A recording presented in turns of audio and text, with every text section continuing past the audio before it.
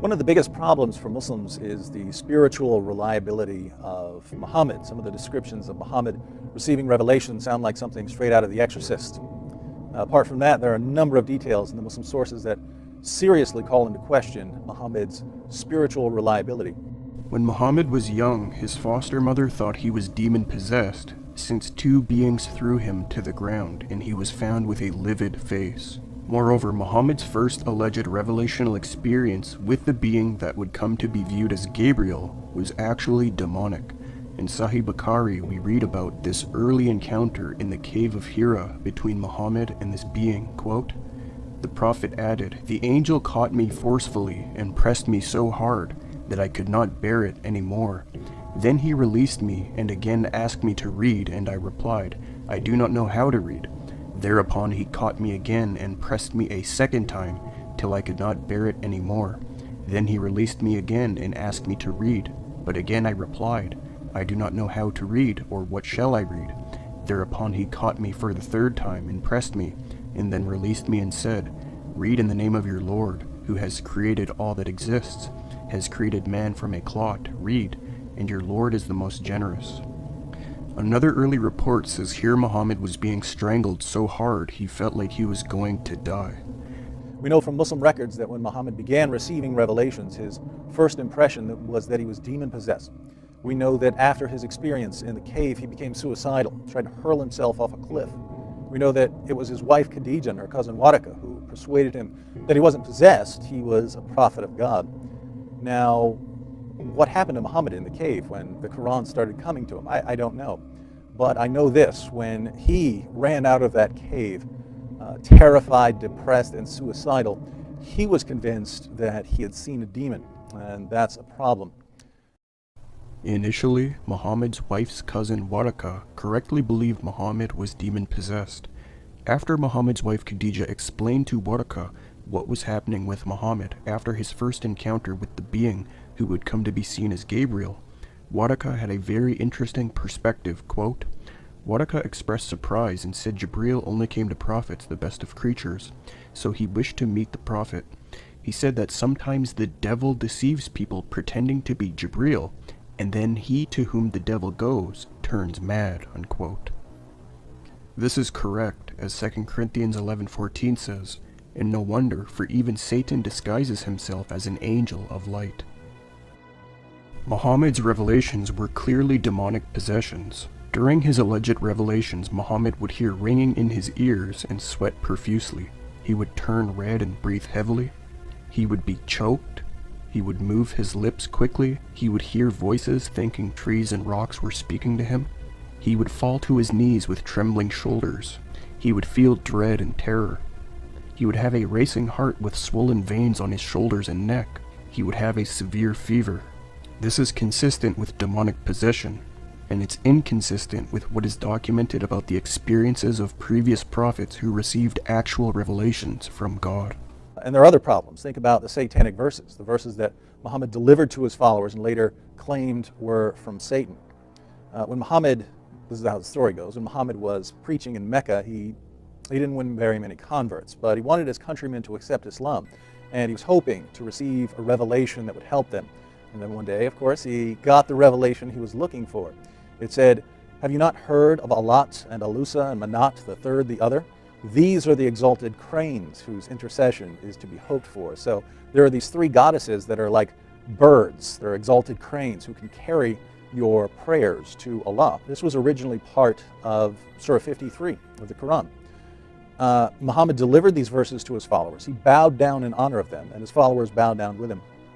But a little while later, Muhammad told his followers that these verses, which he had delivered as part of the Quran, weren't really from God, they were from Satan. And he replaced them with the words that we find in the Quran today.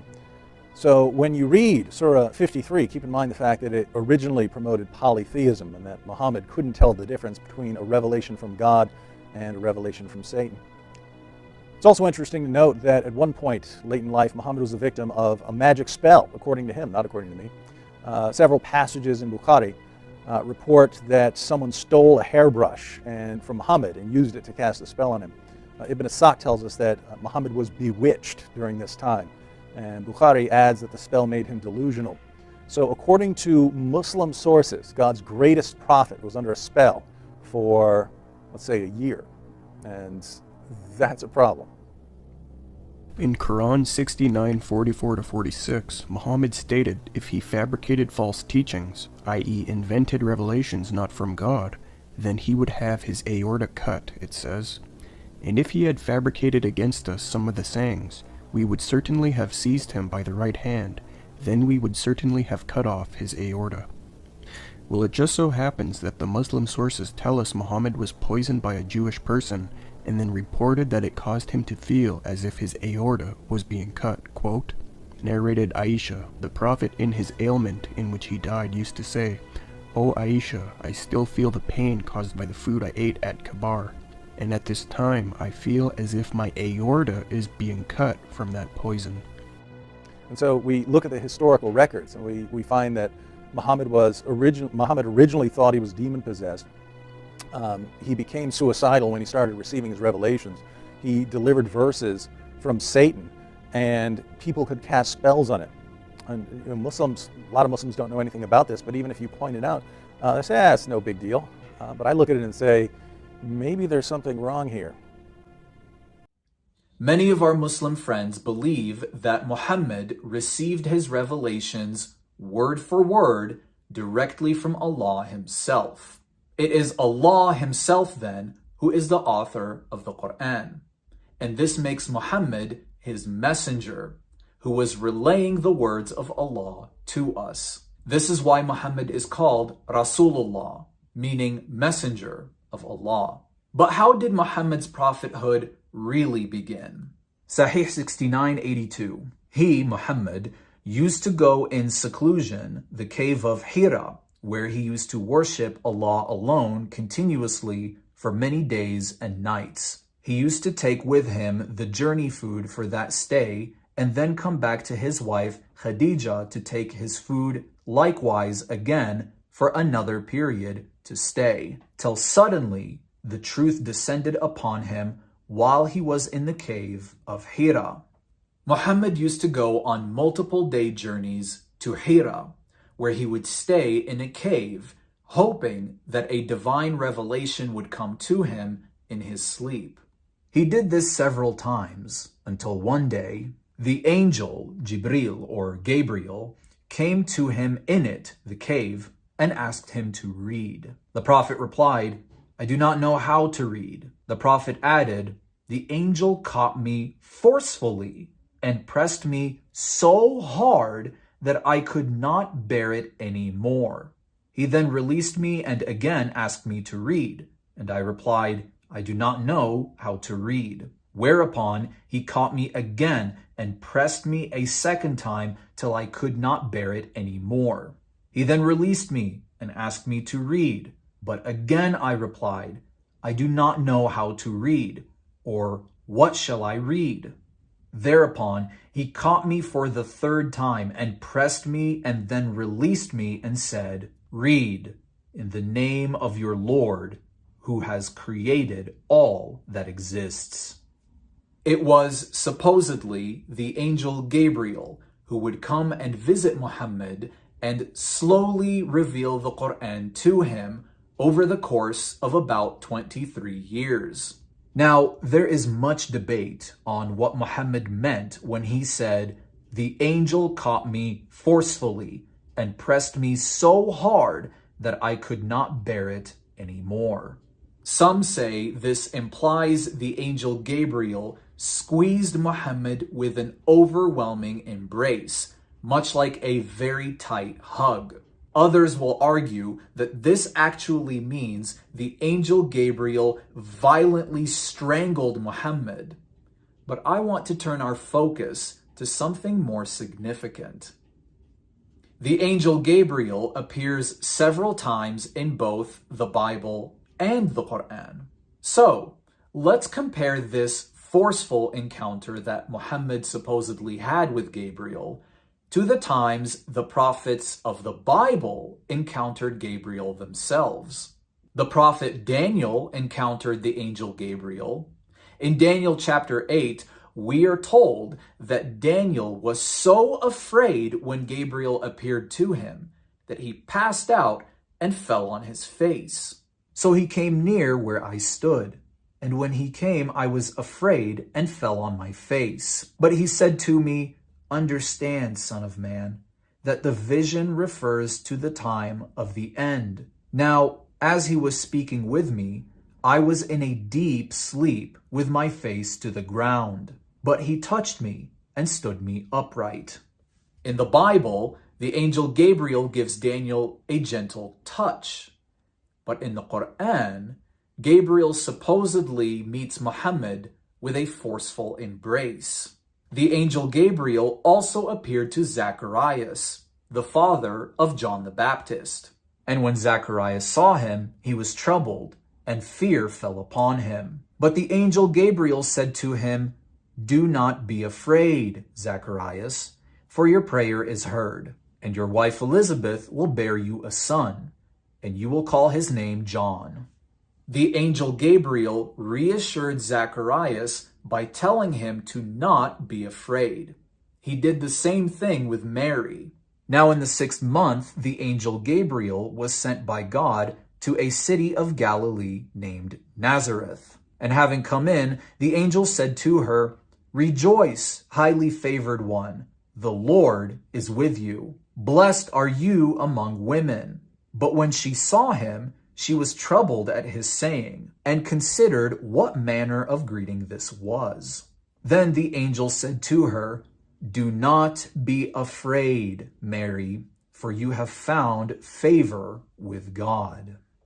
Throughout the Old and New Testament, the angel Gabriel is a calming, reassuring spirit of God, known for his gentle touch and his uplifting words, "Do not be afraid." But in Muhammad's story, this supposed angel is borderline violent. And when speaking to Muhammad, all he can do is yell, "Aqra," meaning recite. This just doesn't fit the description of Gabriel at all. And above all, why would the angel Gabriel tell Mary that she will give birth to Jesus, who is the Son of God, but later say to Muhammad that the Christians will be condemned for calling Jesus the Son of God? At this point, we can conclude that the angel Gabriel was certainly not the one communicating with Muhammad. So who was? To find the answer, we need to look no further than Muhammad's own testimony. Then Allah's messenger returned with the inspiration, his neck muscles twitching with terror till he entered upon Khadijah and said, "Cover me, cover me." They covered him till his fear was over, and then he said, "O Khadijah, what is wrong with me?" Then he told her everything that had happened and said, "I fear something may have happened to me." Muhammad returned home absolutely horrified by what he had experienced and was convinced that something had happened to him. Now, in fairness, the prophet Daniel was also troubled when the angel Gabriel spoke to him. But here's the difference between a true prophet like Daniel and a false prophet like Muhammad. Khadijah then accompanied him to her cousin Waraqa. Waraqa was the son of her paternal uncle, i.e. her father's brother. Khadijah said to him, "O my cousin, listen to the story of your nephew." Waraqa asked, "O my nephew, what have you seen?" The prophet described whatever he had seen. Waraqa said, "This is the same Namus, Gabriel, the angel who keeps the secrets, whom Allah had sent to Moses." Muhammad's wife takes him to see one of his uncle-in-laws. Muhammad told his uncle about his experiences, and Waraqa claimed that Muhammad had been interacting with the same angel Gabriel who had spoken to Moses. This truly shows us just how much Muhammad's family knew about God, considering the fact that there is no record in the Torah of the angel Gabriel ever speaking to Moses. But that's okay, because after a few days, Waraqa died, and the divine inspiration was also paused for a while, and the prophet became so sad, as we have heard, that he intended several times to throw himself from the tops of high mountains. And every time he went up to the top of a mountain in order to throw himself down, Gabriel would appear before him and say, "O Muhammad, you are indeed Allah's messenger in truth," whereupon his heart would become quiet and he would calm down and would return home. You see, unlike Muhammad, the prophet Daniel didn't try to kill himself. Daniel's prophethood began at about the age of 15, when he and the rest of Judah were carried away to exile in Babylon.